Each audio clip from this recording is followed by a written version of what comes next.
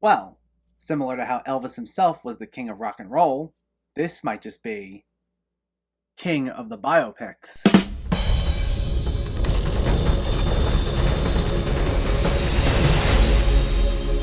What's going on, everyone? Welcome back to my channel. Today we're talking about a newer release, Elvis. Before we begin, let me know in the comments what your thoughts on this movie were, if you already saw it, or if you were planning on seeing it, and make sure to hit that thumbs up button if you like these reviews, as it helps me out immensely by getting my content out there. And if you're new here, I hope you consider hitting that subscribe button so you can stay up to date with more movie-related content on a near daily basis. But let's not waste any more time and let's talk about Elvis. This stars Austin Butler as Elvis Presley, chronicling his days from his childhood to becoming a rock and movie star in the 1950s, while maintaining a complex relationship with his manager, Colonel Tom Parker, played by Tom Hanks. This is directed by Baz Luhrmann, who also co-wrote the screenplay, and it hit theaters in late June. Now, while I'm generally not a die-hard fan of biopics, this actually made its way to my most anticipated movies of the year list, simply because it's a Baz Luhrmann movie about Elvis. And not even because I'm necessarily a big Baz Luhrmann fan. I like Moulin Rouge, and I remember liking his version of Romeo and Juliet, even though I saw that a really long time ago. But if there's one thing I know from having seen those and the clips I've seen of most of his other movies, it's that he's someone with a very distinct style. One that's very flashy, over the top, and larger than life, that would be more than fitting for the king of rock and roll. And this wound up being exactly what I hoped it would be. Now, story-wise, this is basically your standard rags to riches, by the numbers biopic. It's a retelling of Elvis's entire life from start to finish, trying to cram 40 or so years worth of events into a nearly 3-hour movie. As far as its structure goes, there are no surprises here, and that's really one of my only major criticisms of the movie, along with the fact that it was maybe a bit too long. You can feel that 2-hour and 40-minute runtime in a few instances, but it's not totally the biggest deal. However, in terms of everything else, oh my god. Like I said, this movie just gave me everything I wanted from a Baz Luhrmann Elvis biopic. It is loud, wild, bombastic, grandiose, over the top, and larger than life. Nearly every single frame of it, and I am not exaggerating when I say that. Luhrmann doesn't just crank things up to an 11 here. This goes right up to a 12, and when it starts in, it almost never lets up. Rarely is this a film that stays static. None of the shot compositions feel flat or stale, and there's rarely a moment where it feels boring. The way Luhrmann goes about most of his scene transitions, it'll be sudden jump cuts, crossfades, there'll be a lot of zoom-ins and zoom-outs, and he'll take even the simplest, most mundane conversation and make it feel arguably so much heavier and consequential than it is. It can be described in some ways as campy, and if you don't like your movies having any sort of campy elements, like if you just want something really grounded, then you've come to the wrong place.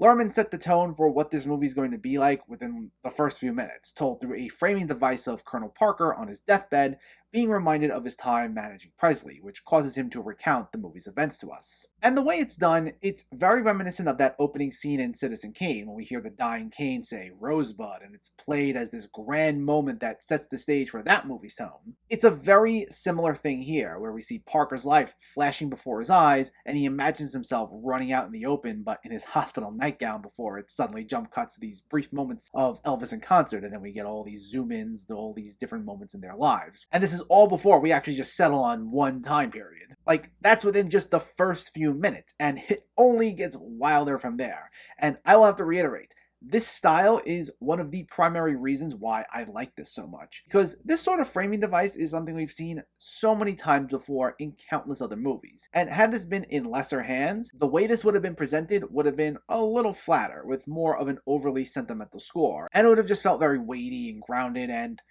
I'm sure it would have been fine for what it was, but nothing memorable. But with Luhrmann injecting all this pizzazz, it makes this one moment feel considerably more memorable and flat out entertaining. So I gotta commend him for that. And like I said, it's a style that's consistently maintained outside of like a few sequences here and there for literally the entire movie. Literally the whole movie.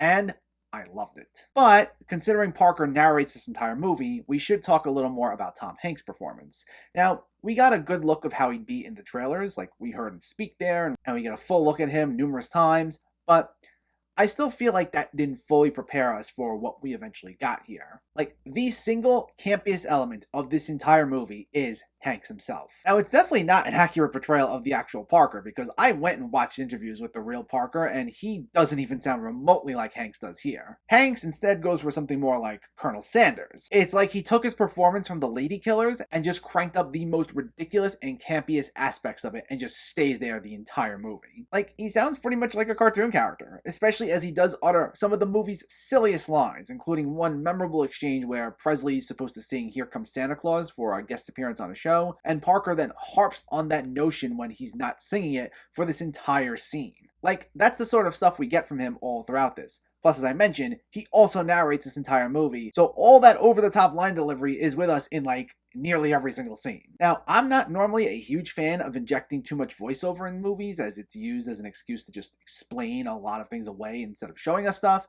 but for what Hanks is going for here, I enjoyed it. Whether or not it truly works is a different story, because for a lot of people, it might be too much. Because regarding Hank's performance, I don't know if I necessarily call it good.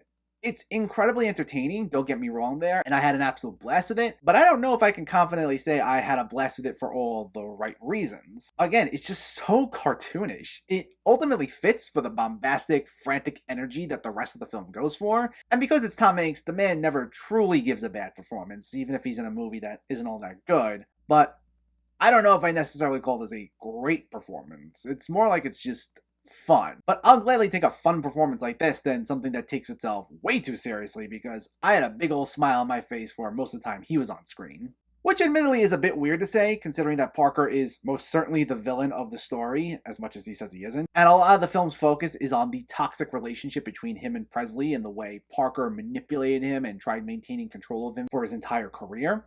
And a lot of that is emotional, don't get me wrong there, but during these quote-unquote lesser moments that aren't quite so heavy on the gravitas, Hank's scene-chewing line delivery really did make these moments more fun than they could have been. And let's talk about more about what this film encompasses. So as I said, the film covers just about the entirety of Elvis's entire career, but definitely don't expect for it to go too in-depth on anything that doesn't involve Parker himself, because that relationship is the film's primary focus. Everything else, it'll feel like it just scratches the surface, including Elvis's relationship with both of his parents, his marriage, his film career, his military service, among a few other things. And it's not like it's not discussed altogether, don't get me wrong there. The film does dedicate a few sequences to each, with maybe the relationship with his mother during his early days being one of the more prominent subplots. But at the end of the day, the film can't stay on each of these things for too long, as it has so much more to get through. Which, of course, is just one of those things when it comes to biopics in general. Even with a runtime as long as this, you're just not going to fit every single moment of someone's life into one movie. And really, you shouldn't try doing that, as it might cause the film to lose a sense of focus. If you're really trying to capture every little facet of someone's life, especially someone so big like Elvis, then you're probably better off with a miniseries. But to get back to my original point, this is primarily driven by the relationship between Elvis and Parker, which I think was explored well in the sense that it got the point across regarding how controlling and manipulative Parker tried being on Presley and the way it affected his mental health and led to his deterioration, which made for a heartbreaking third act. So I thought all that was really well done. But of course, I've gone on long enough without discussing another of the big elements that makes this movie as good as it is. Austin Butler is nothing short of phenomenal here. I generally try not to throw around the word transformative too much, but that's truly what this performance felt like. He got every little bit of Elvis down to a T. The way he talks, the way he moves, the way he sings, he totally disappears into the role. Like, I went and watched a clip of Once Upon a Time in Hollywood after, and I couldn't believe it was the same guy. It was night and day. And it wasn't even just that he did a spot-on imitation or anything. He also gave such an emotionally compelling performance. It's one that would be absolutely wild at times and would match the frantic energy of Luhrmann's style, but when he needed to go for something more emotional, he'd go big, and he just pulled it off so well. This is a performance that's truly mesmerizing in every sense of the word, and he's already one of my top choices for Best Actor. At the very least, he needs to be nominated for this. It would be a shame if he wasn't. But the way he disappears into this role is most evident during the musical sequences. Now, we need to talk about the sound arrangement for this movie as a whole, because that was easily another of my favorite parts about this, both during the recreation of the concert scenes and during some of the scene transition. Now, during the latter, there is some inclusion of modern songs that I do think take you out of the moment a bit, though I will have to admit that wasn't as much of an issue for me as it was for a lot of others. But again, the energetic soundtrack choices and bombastic score as a whole really went so well with the style Luhrmann had on display here, and it helps keep things consistently engaging. But for me, the moments I was absolutely floored by were the concert scenes. Like, I can't get over just how phenomenally done they were. Like, I've seen plenty of videos of what Elvis's concerts were like, and this recreated the Elvis concert feel down to a T. I felt during these moments like I was suddenly watching an actual concert and not a movie. There's so much attention to detail in the orchestral arrangements that went into many of Elvis's shows that I almost found myself jumping out of my seat to applaud and cheer whenever we got one of these moments. And especially seeing this in a Dolby theater where the sound is already enhanced, hearing recreations of songs like That's Alright, Burning Love, and so many more was just immaculate. And again, I just loved every minute of it, primarily due to all the stylistic choices made. Now, one might argue that the film could be style over substance, and I can see where that argument's coming from. Like I said, if it wasn't for Luhrmann's distinct visual flair, I wouldn't have enjoyed this nearly as much as I did. But the thing is, that flair made for a much more engaging and immersive experience.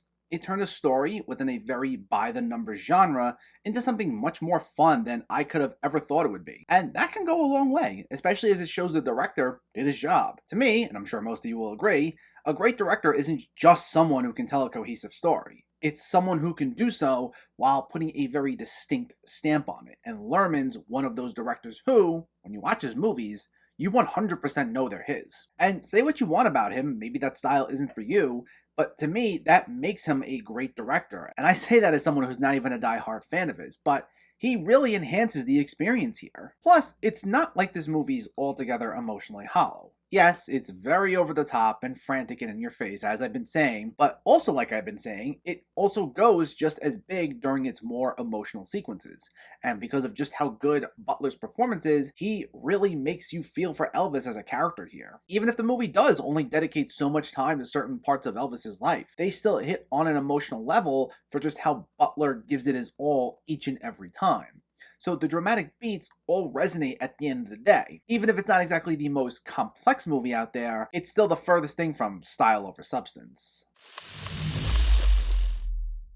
Elvis is easily one of the best biopics we got in recent memory. While admittedly, it's a very typical by-the-numbers story, Baz Luhrmann's distinct visual flair, cranking everything up to a 12, makes the experience so much more exhilarating, turning this into one of the wildest rides of the year. Add to that a phenomenal performance by Austin Butler and top-notch sound arrangements, and you have one of the most immersive, visually stunning, and energetic movies of 2022.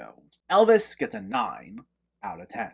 So let me know, did you see Elvis or are you planning to see it, and what were your thoughts? Is this your favorite Baz Luhrmann movie? Is it your favorite biopic?